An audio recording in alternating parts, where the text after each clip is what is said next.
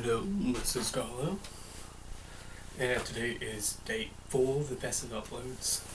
Sorry, because I'm actually just uploading the previous video now, so yeah, I've already put in a description, that one's late. Yeah, this one is series 4, episode 14, The Next Doctor. This one is also a bit late at night, because I've just been on my phone for the past 20 to 30 minutes. I shouldn't have done that, because otherwise I would have been able to have got this done quicker. But that's fine, there's not a lot of stuff to go through in this one. So, basic plot. The Doctor ends up in Victorian London on Christmas Eve 1851, and then someone, weirdly enough, is shouting his name. So he goes and sees someone's yelling at him to come, even though he's there. There's another guy who's calling himself the Doctor, and then there's a weird thing with handles and that jumps out of them, and then they both take out their screwdrivers, say Allen Z, and then that's called open. And basically the entire episode is our Doctor David Tennant trying to find out who he is, and then the other Doctor trying to stop the Sidemen, but the two help each other. Especially when there's a scene where they go to that guy's house, someone who knew something about the Sidemen, his death was caused by the Sidemen, so that the Sidemen kill all the other people and get the 4 people they needed. That's 4 people they needed to build basically a big engine to power this Cyber King thing in Victorian London, which is under different attempts to get on, and then they need to get the kids from the charities to power it, and that is more or less a plot. The Doctor uses the other guy's TARDIS, which is actually a hot air balloon, and then makes it go through time vortex, and that's it, disintegrated and disappeared.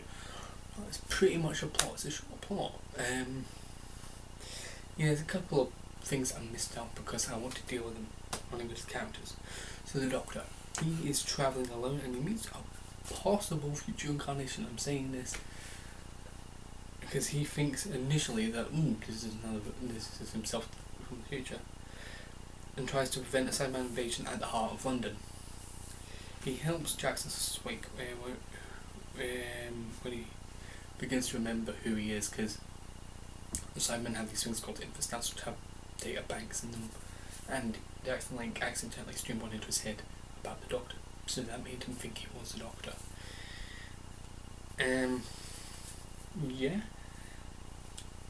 Because he says that Jackson when he is just in stuff, he says, "Help me," and then the Doctor says, "Yes, that's all I needed to hear." And there's not much else to say. Jackson persuades him to have Christmas lunch. So there's not much to say on the characters in this episode. There's not many. There's only 4 of interest.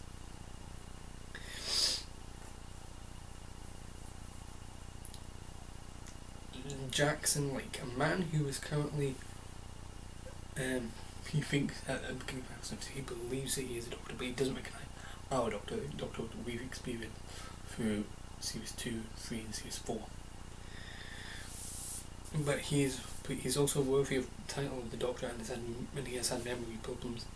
And when he finds out who he is, he tries to remember the night when the Simon took something from him, and he couldn't remember what it was. It was in the life of his wife, and they took his child because they needed chocolate interest. I was like, "Oh, this child, good, we'll take him."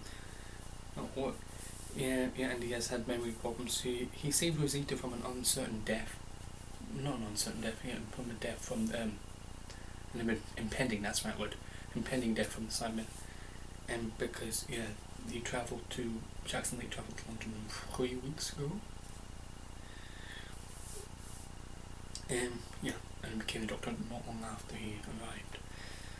He was shocked when he remembered what was taken from him. His wife, he was shocked at, but he was because she died.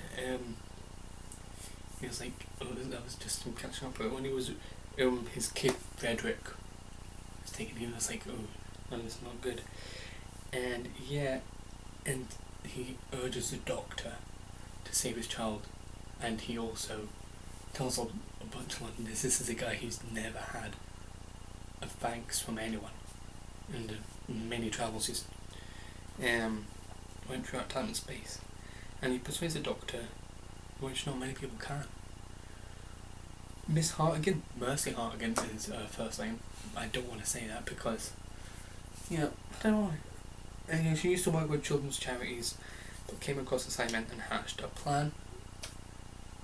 She was an intelligent woman, but became a killer due to Victorian values. Like, not her Victorian values, like, face of Victorian values, like, they're all messed up and that sort of things. And the sort of society, that woman couldn't do much then. And she said that she was born in practicing fingers when she became Cyber King, and she, like, motion can make us better than that. She was an intelligent woman. If she was literally born in the present day, or a few decades in the future, or a century in the future, she might be peace to the world or something. Yeah. Wow, 6 minutes. That's not a lot. This would be slightly longer than that. And Rosita, faithful companion to Jackson, like when he thought he was a doctor, but she had a sense of reason and cared for him, and she knew of his bad dreams because she had mentioned, doctor, like, can you help him? Before Jackson Lake says, help me. And cares for his son when he goes to help the Doctor near the end of the episode. And it's implied, I think it's said in the extended media, that she might have became his second wife. Well, I think, but they did say that Jackson did say, she could be a good carer for my kid. Yeah, that's still Victorian values. It's like, but it's sort of not, in a way. Yeah, there's not much to say about the characters. The plot is alright. Like, there was one point, like, when Jackson, I should have said this, Jackson, like, tries to save his son because he's in the engine but fails. I think that would be much better if Jackson actually did that. And then, like, Jackson saved his kid. That means before his arc is actually saving someone that he knew. Like, he didn't know Zeta. Yeah, and then the Doctor doing his thing with the Sidemen would have been fine. I think that would have made the writing a bit better in the episode. Like, this episode isn't as good as the last one, or the good as actually any of the 3 previous ones. And I don't know what it is, it's just something odd about it. I don't know if it was the way that the Sidemen were written, because I don't think they were written as well as they were in Series 2, so that could be a factor. Also, they at least one or 2 things from the Daleks, this sort of weird thing which had a power thing, which I think might have been used in the last Great Time War to make Daleks go into the Time War and disintegrate, because that's what you used to make sure the Sandman didn't fall on London.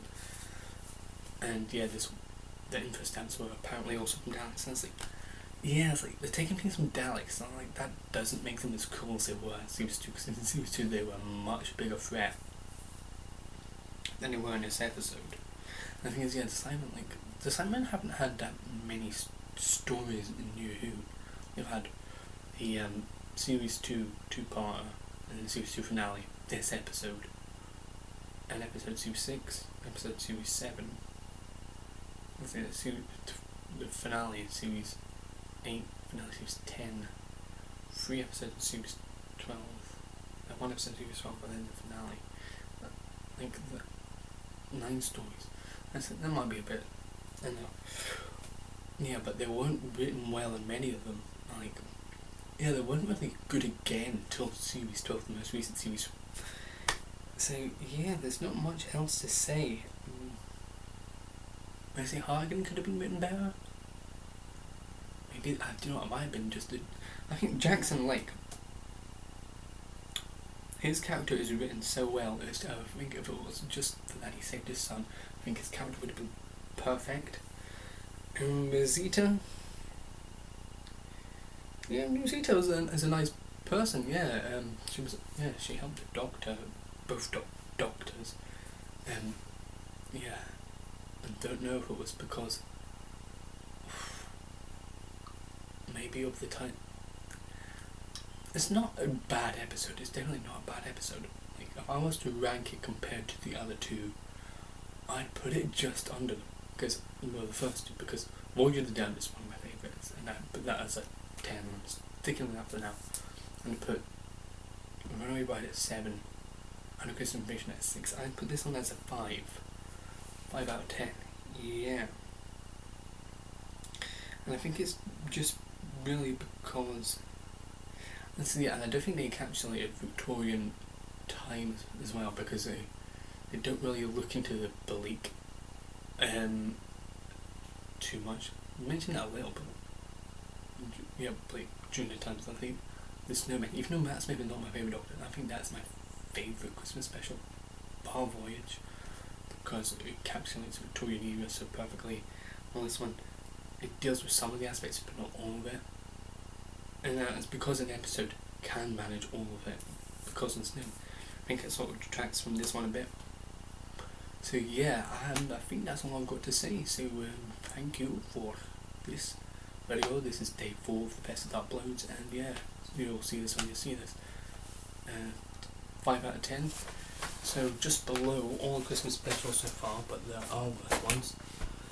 Oh yeah, and also this episode was a bit clickbaity because earlier in the year, after series 4 ended, but before this, when David was out of Baptist, he confirmed that that was his last series as Doctor Who, but he was continuing to do specials. People thought, okay, since it's going to be the next Doctor, that might add into something.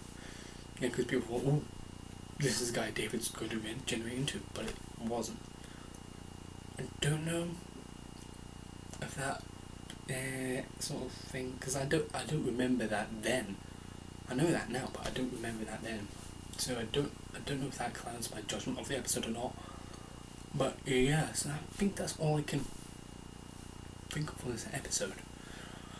So that was my review for series 4 episode 14, The Next Doctor. So yeah, that was day 4.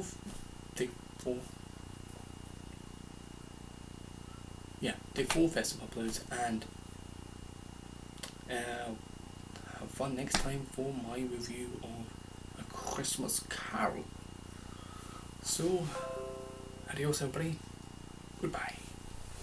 Scarlet out.